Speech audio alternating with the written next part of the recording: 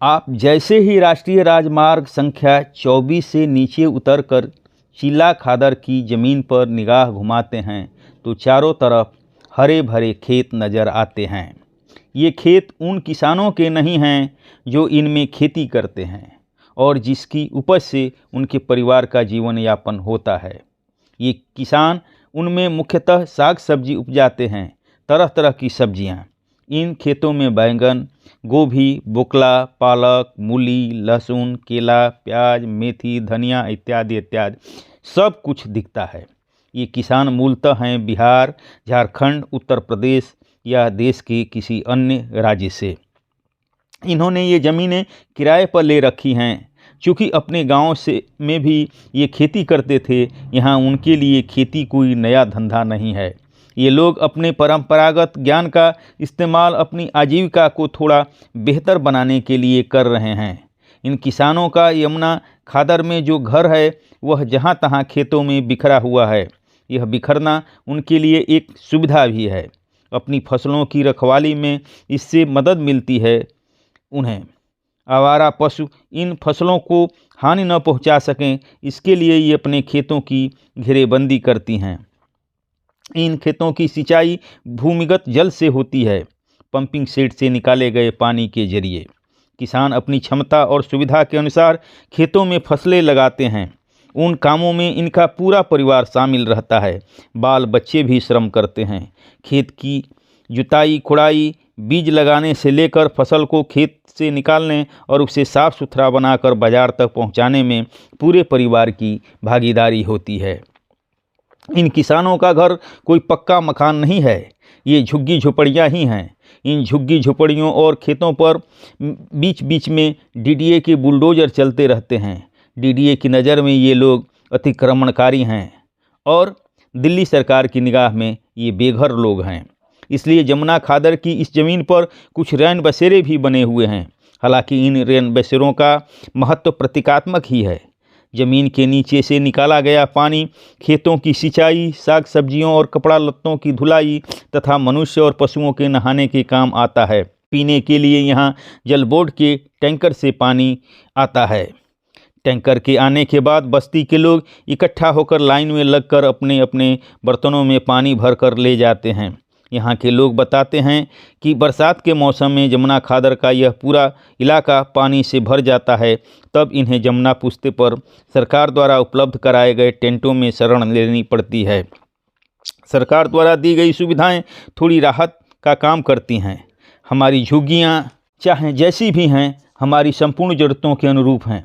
लेकिन बरसात में बाढ़ के समय यहाँ नहीं रहा जा सकता, क्योंकि इनमें लबालब पानी भर चुका होता है। उन दिनों गाय बकरियों के लिए चारे की भी समस्या उठ खड़ी होती है।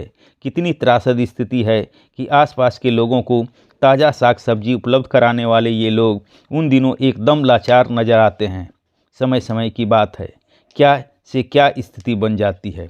हमें इस बस्ती में झारखंड के साहेबगंज के सकरी गली के दियारा क्षेत्र के रहने वाले लोग भी बड़ी संख्या में मिलते हैं। इनका कहना है कि हम दियारा वाले लोग पानी की मार और प्यार से परिचित हैं। कभी पानी हमारे लिए तबाही का सबब बनता है तो कभी खेतों को डुबोकर यह खूब उपजाऊ बनाकर हमारा पालन पोषण करता है। वहाँ हम गंगा के पानी के बीच हैं, यहाँ जमुना के पानी के बीच। जमुना खादर में रहने वाले सारे लोग खुद खेती नहीं करते। इनमें से बहुत से लोग खेत मजदूर के रूप में भी काम करते हैं। इन किसानों और मजदूरों के बच्चे चिल्ला के सरकारी स्कूलों में पढ़ने जाते हैं।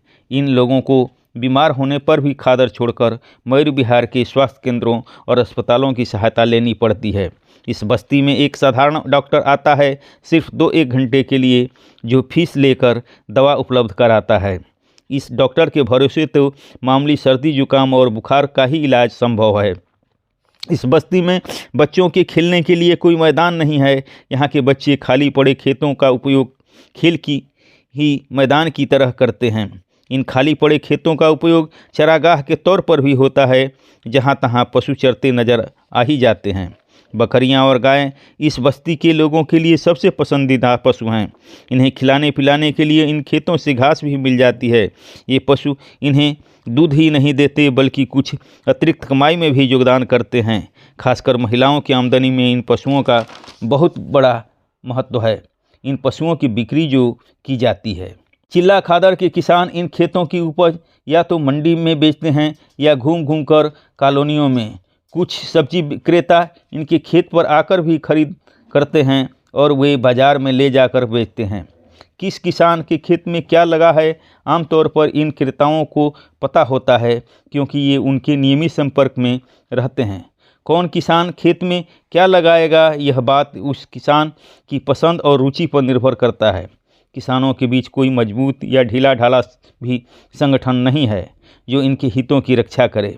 किसान अपने भले बुरे का सामना व्यक्तिगत तौर पर ही करते हैं, किंतु सब कुछ के बावजूद वे एकदम तन्हा नहीं हैं क्योंकि उनकी पृष्ठभूमि अपने गांव समाज वाली है और वे यहाँ भी एक दूसरे के सुख दुख के बारे में बोलते बतियाते रहते हैं और एक दूसरे की मदद भी करते हैं। इस खादर का अवलोकन आपको खेती किसानी के विभिन्न पहलुओं से परिचित कराता है और इस झूठ का पर्दाफाश भी करता है कि चिल्ला में खेती के लिए यमुना के गंदे पानी का इस्तेमाल किया जा रहा है। अगर आप नगरों में खेती के महत्व को समझने की कोशिश करेंगे तो स्पष्ट होगा कि ये किसान न केवल हमारी खाद्य समस्याओं को सुलझाने में मदद कर रहे हैं बल्कि हमारे पर्यावरण को बचाने में भी सहयोगी हैं। ये अपने लिए रोजी रोटी तलाश कर भारत की बेरोजगारी को कम करने का काम तो करते ही हैं, आत्मनिर्भर भारत की छवि को चमकाने का भी काम करते हैं। इसलिए इनको हर संभव सहायता दी जानी चाहिए, न कि इनको एक अपराधी मानकर बार बार प्रताड़ित किया जाना चाहिए। इनकी रोजी रोटी की व्यवस्था किए बिना और इनके आवास की व्यवस्था किए बिना इनको उजाड़ना कोई अक्लमंदी का काम नहीं है।